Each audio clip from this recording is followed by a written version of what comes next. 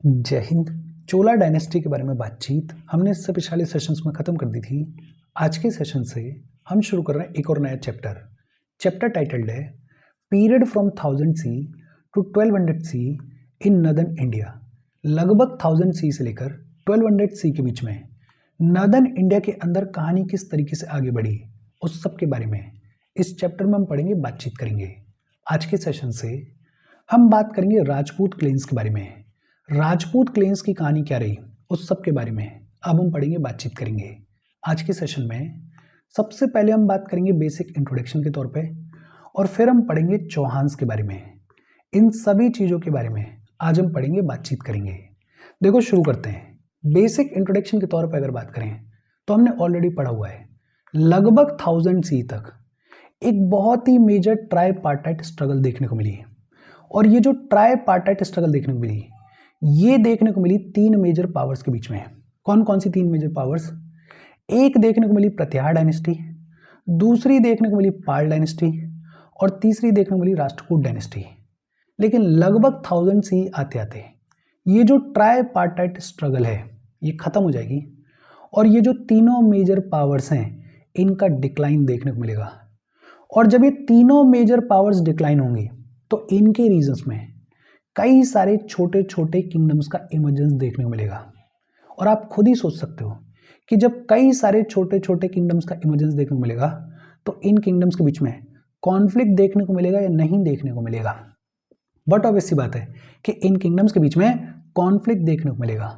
तो लगभग 1000 सी से लेकर 1200 सी के बीच में नॉर्दर्न इंडिया के अंदर कई सारे छोटे छोटे किंगडम्स का इमर्जेंस देखने को मिला।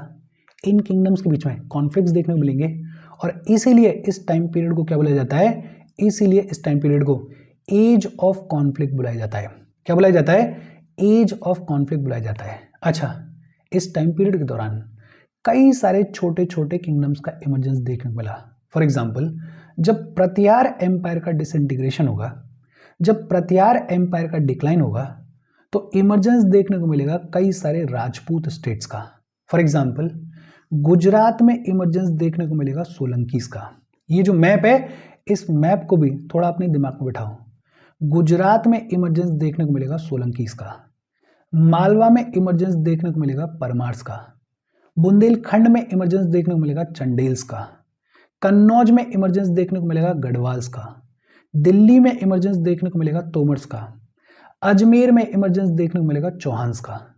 और इसी टाइम पीरियड के दौरान साउथ में कल्याणी में चालुक्याज एग्जिस्ट कर रहे थे, बंगाल वाले रीजन में सेन डायनेस्टी देखने को मिल रही थी, कश्मीर वाले रीजन में करकोट डायनेस्टी देखने को मिल रही थी, और इधर नॉर्थ वेस्टर्न फ्रंटियर के ऊपर एक तरफ अरब्स देखने को मिल रहे थे और दूसरी तरफ हिंदू शाही डायनेस्टी देखने को मिल रही थी।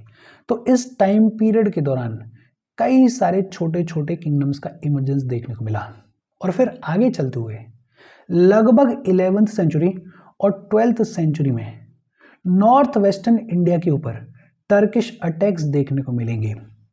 और जो टर्किश अटैक्स देखने को मिले, इनको लीड किसने किया? पहले तो महमूद ऑफ गजनी आया, और फिर मोहम्मद गोरी आया। और ये अपने आप में बड़ा ही सिग्निफिकेंट लैंडमार्क है इंडियन हिस्ट्री के अंदर, बिकॉज इसके बाद इंडिया में इस्लामिक रूल का एस्टेब्लिशमेंट देखने को मिलेगा। ये जो पूरी कहानी है, इस पूरी कहानी के बारे में इन डिटेल इस चैप्टर में हम पढ़ेंगे, बातचीत करेंगे। आज हम बात शुरू कर रहे हैं राजपूत क्लेन्स की। राजपूत क्लेन्स की कहानी क्या रही, उस सब के बारे में बातचीत अब हम शुरू कर रहे हैं। ये जो राजपूत क्लेन्स हैं, इनके ओरिजिन को लेके कई सारी थ्योरीज देखने को मिलती हैं।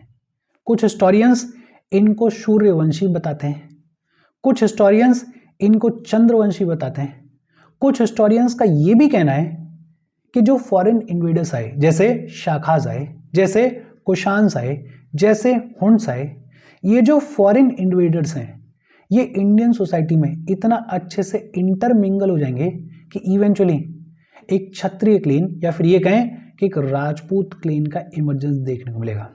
तो इनके ओरिजिन को लेके कई सारी थ्योरीज चलती हैं। अगर हम राजस्थान स्पेसिफिक किसी एग्जाम के लिए प्रिपेयर कर रहे होते हैं तो ये जो ओरिजिन की थ्योरीज हैं ये अपने आप में बेहद इंपॉर्टेंट होती, लेकिन ऐसा नहीं है। तो हम सीधे सीधे ये जो मेजर राजपूत क्लेन्स देखने को मिले हैं ये जो मेजर राजपूत डायनेस्टीज देखने को मिली हैं उनके बारे में पढ़ लेते हैं। सबसे पहले हम बात करेंगे चौहान्स के बारे में। ये जो चौहान्स हैं इनको चाहमन्स भी बुलाया जाता है। ये जो चौहान्स हैं इनकी कहानी क्या है? देखो, जब चौहान रूल की शुरुआत होगी तो ओरिजिनली इनकी कैपिटल हुआ करती थी शाखंबरी।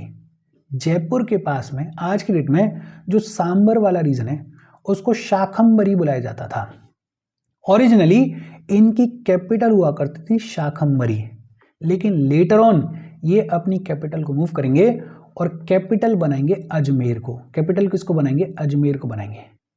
ये जो चौहान्स हैं ये बिलोंग करते थे चाहमन क्लेन को। कौन से क्लेन को बिलोंग करते थे? चाहमन क्लेन को बिलोंग करते थे। ओरिजिनली इन्होंने अपनी कैपिटल बनाया था शाखंबरी को, इसलिए इनको चाहमन्स ऑफ शाखंबरी भी बुलाया जाता है। क्या बुलाया जाता है? चाहमन्स ऑफ शाखंबरी भी बुलाया जाता है।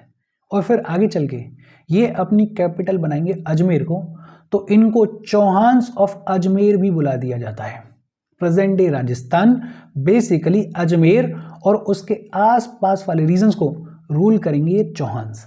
ये जो चौहान्स हैं ये लगभग 7th सेंचुरी सी से लेके 11th सेंचुरी सी के बीच में रूल करेंगे। बेहद सिंपल और इजी सी बात। एक तो ये जो चौहान्स हैं इनको चाहमन्स ऑफ शाखंबरी भी बुलाया जाता है, इनको चौहान्स ऑफ अजमेर भी बुलाया जाता है। क्यों बुलाया जाता है उसके बारे में अभी हमने बात की। लगभग 7th सेंचुरी सी से लेके 11th सेंचुरी सी के बीच में ये चौहान्स रूल करेंगे। ये जो चौहान्स हैं ये बिलोंग करते थे चाहमन क्लेन को। ओरिजिनली इनकी कैपिटल हुआ करती थी शाखंबरी, लेकिन लेटर ऑन ये अपनी कैपिटल को मूव करेंगे और कैपिटल बनाएंगे अजमेर को, और इसीलिए इनको चौहान्स ऑफ अजमेर भी बुलाया जाता है। ये जो चौहान्स हैं ये ओरिजिनली प्रतिहार्स के फ्यूडिटरीज हुआ करते थे, या फिर ये कहें कि प्रतिहार्स के फ्यूडल लॉर्ड्स हुआ करते थे। इजी और सिंपल सी बातचीत है। होपफुली ये जो पूरा स्ट्रक्चर है, ये जो मैप है, ये आपके दिमाग में सेट हुआ होगा। हम आगे बढ़ें उससे पहले वीडियो पे लाइक के बटन को दबा दो। लाइक दबाना ज़रूरी है बिकॉज यूट्यूब ऐसे ही फंक्शन करता है। जब आप वीडियो पे लाइक के बटन को दबाते हो तो यूट्यूब वीडियो को कंसिडर करता है और थोड़ा सा पुश कर देता है। तो लाइक का बटन दबा दो, शेयर कर दो अपने सोशल मीडिया हैंडल्स पे, व्हाट्सएप वगैरह पे अपने फ्रेंड्स को। जो भी लोग इसमें इंटरेस्टेड हैं, इससे रिलेटेड पढ़ाई कर रहे हैं, उनको शेयर कर दो। अगर चैनल को सब्सक्राइब नहीं किया है तो फॉर श्योर चैनल को सब्सक्राइब कर लो। और अगर आप केपेबल हो, हेल्प करना चाहते हो, तो आप हमें हेल्प कर सकते हो by clicking on the join button, या फिर आप कंट्रीब्यूट भी कर सकते हो QR कोड को स्कैन करके। अच्छा, चौहान्स की बेसिक कहानी क्या है वो तो हमें समझ में आई। अब बात आती है कि ये जो चौहान डायनेस्टी है इसके अंदर प्रोमिनेंट रूलर्स कौन कौन से देखने को मिले। और जब बात होती है प्रोमिनेंट रूलर्स के बारे में तो सबसे पहले बात होती है सिम्बा राजा के बारे में। Simba Raja is the founder of this Chauhan dynasty. Chauhan dynasty के फाउंडर कौन है? सिम्हा राजा हैं। ये जो सिम्हा राजा हैं इन्होंने टाइटल लिया महाराज अधिराज का। दो सिंपल सी चीजें, एक तो Simba Raja is the founder of this Chauhan dynasty, और दूसरा इन्होंने टाइटल लिया महाराज अधिराज का। अच्छा, एक चीज और, अगर हम राजस्थान स्पेसिफिक किसी एग्जाम के लिए पढ़ रहे हैं तो ये जो राजपूत क्लेन्स हैं, ये जो चौहान डायनेस्टी है, ये अपने आप में बेहद प्रोमिनेंट है और इसके लिए बहुत डिटेल्ड पढ़ना पड़ेगा आपको। लेकिन यूपीएससी में उतना पूछा नहीं जाता इनके बारे में, तो हम बेसिक तौर पे जितना यूपीएससी के लिए रिक्वायर्ड है उस हिसाब से पढ़ रहे हैं। सिम्बा राजा जो हैं वो फाउंडर हैं चौहान डायनेस्टी के। इन्होंने टाइटल लिया महाराज अधिराज का। ये जो सिम्बा राजा हैं इनके बाद पावर में आए विग्रह राज सेकंड। ये जो विग्रह राज सेकंड है ये गुजरात के मूलराज वन को हराएंगे और गुजरात को कॉन्कर करेंगे। विग्रह राज सेकंड जो हैं वो मूलराज वन को हराएंगे और गुजरात को कॉन्कर करेंगे। और फिर आगे चल के ये जो विग्रह राज सेकंड है ये चित्तौड़ को भी कैप्चर करेंगे। चित्तौड़ जो कि अपने आप में बेहद इंपॉर्टेंट सेंटर है राजस्थान की हिस्ट्री में, चित्तौड़ को भी विग्रह राज सेकंड जो है वो कैप्चर करेंगे।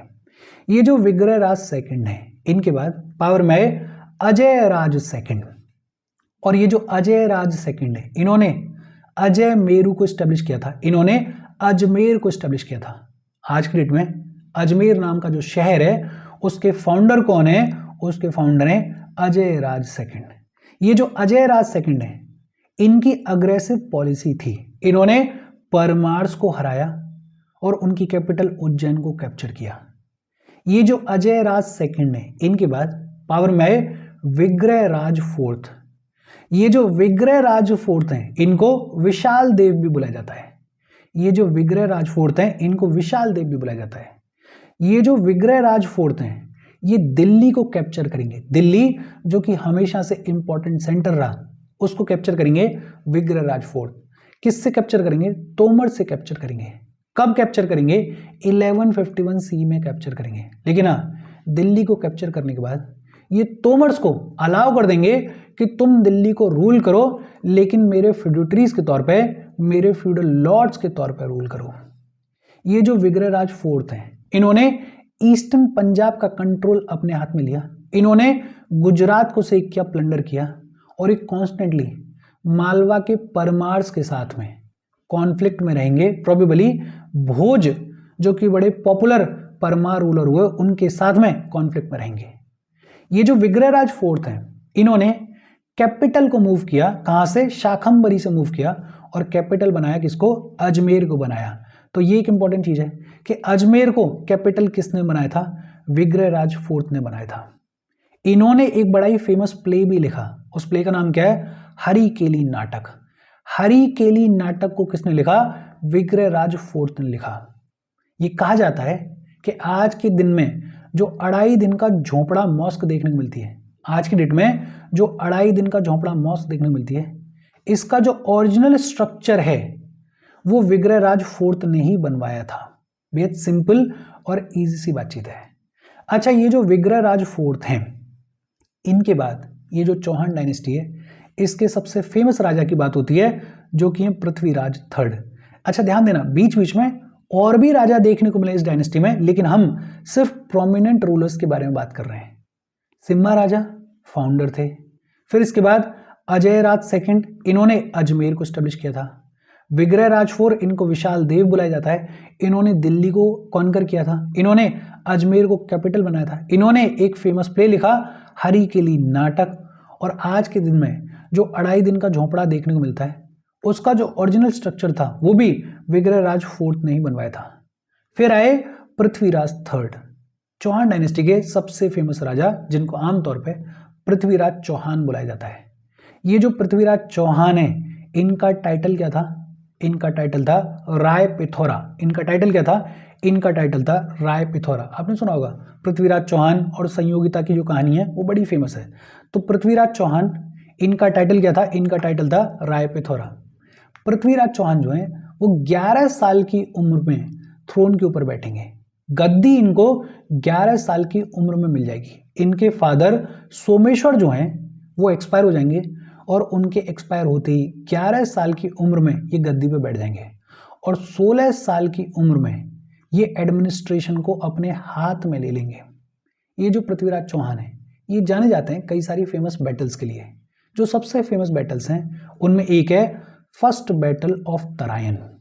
ये जो फर्स्ट बैटल ऑफ तरायन है ये लड़ी गई 1191 सी में। और ये जो फर्स्ट बैटल ऑफ तरायन है इसमें पृथ्वीराज चौहान ने मोहम्मद घोरी को हरा दिया था। लेकिन फिर सेकंड बैटल ऑफ तरायन लड़ी गई और ये जो सेकंड बैटल ऑफ तरायन है ये लड़ी गई 1192 सी में। और ये जो सेकंड बैटल ऑफ तरायन है इसमें मोहम्मद घोरी ने पृथ्वीराज चौहान को हरा दिया था और ये अपने आप में बड़ा ही सिग्निफिकेंट लैंडमार्क है बिकॉज इसके बाद नॉर्दर्न इंडिया के ऊपर इस्लामिक रूल का एस्टेब्लिशमेंट देखने को मिलेगा। तो ये जो सेकंड बैटल ऑफ तरायन है ये अपने आप में बेहद सिग्निफिकेंट लैंडमार्क है। ये जो पृथ्वीराज चौहान है इनके रेन के दौरान 2 बड़ी फेमस पोएम्स लिखी गई। एक पृथ्वीराज रासो, ये जो पृथ्वीराज रासो है इसको लिखा चंद्रवरदाई ने। चंद्रवरदाई जो कि इनके कोर्ट में भी हुआ करते थे और इनके दोस्त भी हुआ करते थे, पृथ्वीराज चौहान के दोस्त हुआ करते थे। पृथ्वीराज रासो किसने लिखी? चंद्रवरदाई ने लिखी। और एक पृथ्वीराज विजय, ये जो पृथ्वीराज विजय है इसको जैनक ने लिखा। किसने लिखा? जैनक ने लिखा। पृथ्वीराज रासो और पृथ्वीराज विजय। फिर ये जो पृथ्वीराज थर्ड है इनके बाद पावर में है हरि राजा। और हरि राजा की कहानी क्या है? देखो, मोहम्मद गौरी ने पृथ्वीराज चौहान को हरा दिया था और हराने के बाद ये जो मोहम्मद गौरी हैं ये अजमेर और दिल्ली के ऊपर अपने कॉन्क्वेस्ट को कंटिन्यू करेंगे। होगा क्या? ये जो मोहम्मद गौरी हैं ये पृथ्वीराज चौहान के यंग बेटे जिनका नाम गोविंद था गोविंद को अजमेर में बिठा देंगे एक वासल के तौर पे, या फिर ये कहें कि एक फ्यूडल लॉर्ड के तौर पे। बेसिकली मोहम्मद गौरी क्या कह रहे हैं कि राज मेरा है, अधिकार मेरा है, लेकिन मेरे नाम पे तुम गद्दी पे बैठो। गोविंद को गद्दी पे बिठा देंगे। लेकिन ये जो गोविंद हैं, इनके जो अंकल हुआ करते थे हरि राजा, उनको ये बात पसंद नहीं आई। उनको ये अच्छा नहीं लगा कि यार हम फ्यूडल लॉर्ड के तौर पे बैठेंगे अजमेर की गद्दी पे। तो ये जो हरि राजा हैं, ये क्या करेंगे, ये गोविंद को डिथ्रोन करेंगे, ये गोविंद को गद्दी से हटाएंगे। जब गोविंद को हरि राजा गद्दी से हटाएंगे तो गोविंद जो है वो रणथंबोर वाले रीजन में चले जाएंगे और रणथंबोर में चाहमन ब्रांच को स्टैब्लिश करेंगे। गोविंद चले जाएंगे राजस्थान के रणथंबोर वाले रीजन में और वहां पे जाके चाहमन ब्रांच को स्टैब्लिश करेंगे। और ये जो अजमेर वाली ब्रांच है, इसके ऊपर हरि राजा अपना रूल स्टैब्लिश करेंगे। हरि राजा जो है वो अजमेर का कंट्रोल अपने हाथ में ले लेंगे। और ये जो हरि राजा हैं, ये कॉन्स्टेंटली दिल्ली के साथ में कॉन्फ्लिक्ट में रहेंगे। लेकिन फिर क्या होगा, फिर ये जो चौहान डायनेस्टी है, ये पूरे तरीके से रणथंबोर में रिटायर हो जाएगी, बिकॉज हरि राजा को अल्टीमेटली हटा दिया जाएगा। और फिर ये जो चौहान डायनेस्टी है, ये सिर्फ कहां पे रह जाएगी, ये रणथंबोर में रह जाएगी। ये वो वाली ब्रांच है जिसको गोविंद ने स्टैब्लिश किया था। और ये बहुत ज्यादा ग्लोरियस रूल नहीं है। इसके बाद ये जो रणथंबोर में रूल देखने को मिलेगा, वो बहुत ही हल्का फुल्का सा रूल है। और अल्टीमेटली 1301 सी में अलाउद्दीन खिलजी जो है वो रणथंबोर को कैप्चर करेगा और पूरे तरीके से ये जो चौहान डायनेस्टी है इसको अपरूट कर देगा। तो अलाउद्दीन खिलजी जो है वो पूरे तरीके से, रणथंबोर में ही बची थी ये चौहान डायनेस्टी, वहां पे भी अलाउद्दीन खिलजी जो है वो इस चौहान डायनेस्टी को, इस चौहान पावर को पूरे तरीके से खत्म कर देगा। देखो मैं फिर कह रहा हूं कि अगर आप किसी राजस्थान के एग्जाम के हिसाब से पढ़ रहे हो तो ये लेक्चर बिल्कुल भी सफिशिएंट नहीं है, बिकॉज कहानी बहुत लंबी है और राजपूत की जो हिस्ट्री है वो बहुत ही डिटेल्ड है। बहुत डिटेल में आपको पढ़ना पड़ेगा अगर आप राजस्थान स्पेसिफिक किसी एग्जाम के लिए पढ़ रहे हो। हाँ, अगर यूपीएससी के किसी एग्जाम के लिए पढ़ रहे हो तो फिर ये जो बातचीत हमने की है ये इनफ है, इसी को पढ़ लेना, इसी से काम चल जाएगा। आज की बातचीत हम यहीं पे खत्म कर रहे हैं। कोई डाउट हो कमेंट करके पूछ लेना। Thank you very much.